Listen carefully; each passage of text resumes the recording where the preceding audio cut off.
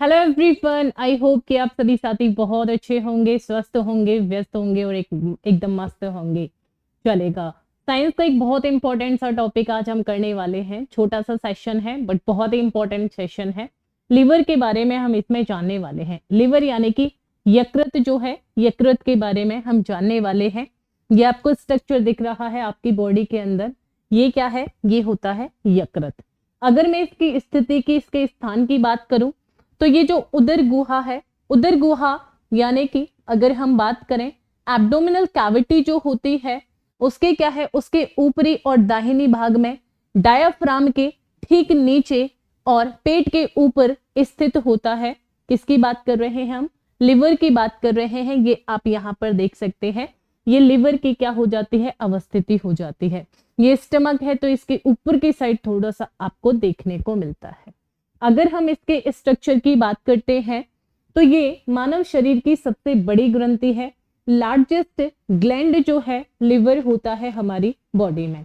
Wait इसका लगभग 1.5 से 2 केजी होता है। ठीक है, यानी कि 1500 ग्राम से लेकर 2000 ग्राम तक इसका वजन होता है। अगर बात करें तो हमारी ह्यूमन बॉडी का लगभग 2.5% इसका वेट होता है। ठीक है। कलर की बात करें लाल और भूरे रंग का होता है, यानी कि रेडिश ब्राउन कलर का होता है। और आकार की बात करें तो एकदम वेज शेप का जो है, वेज शेप का ये आपको दिखता है।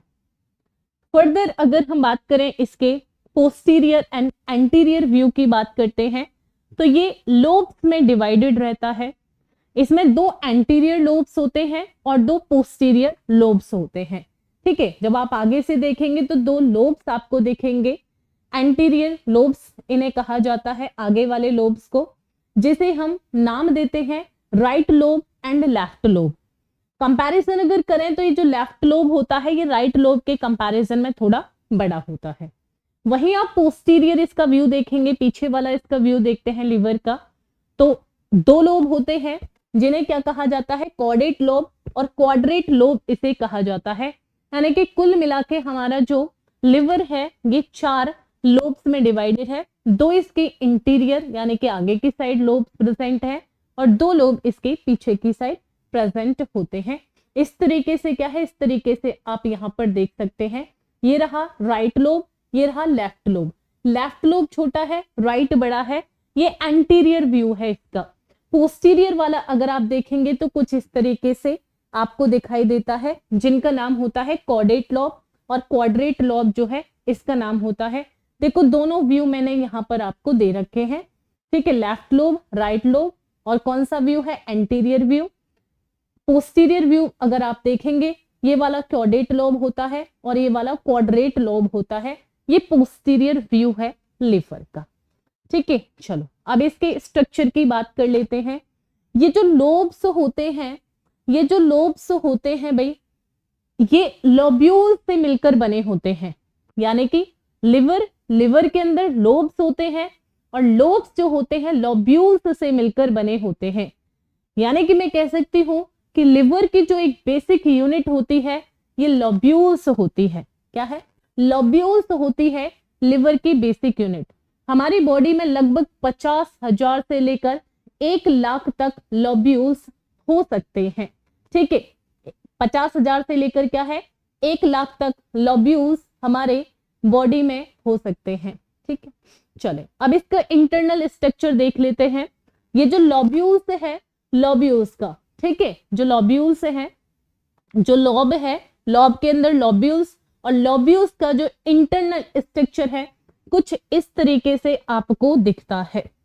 ये लोब्यूल्स का इंटरनल स्ट्रक्चर होता है, इस तरीके से आपको दिखता है। जो राउंड वाला देख रहे हैं ना आप, राउंड, तो लोब्यूल्स जो होता है ये हेक्सागोनल, जो षटभुज होता है, षटभुज के आकार का होता है।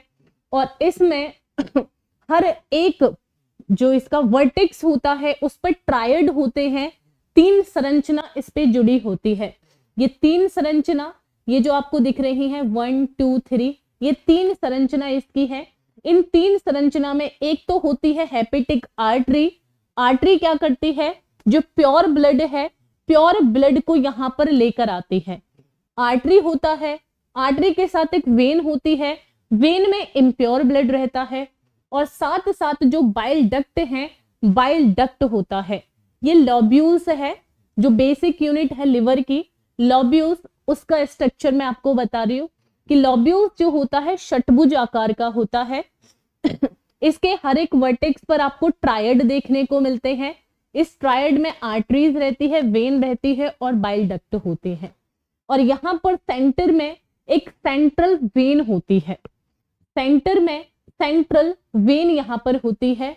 और इस वेन के चारों ओर इस तरीके से एक पूरा मैप सा, एक जाल सा रहता है, जिसे साइनोसाइड कहा जाता है।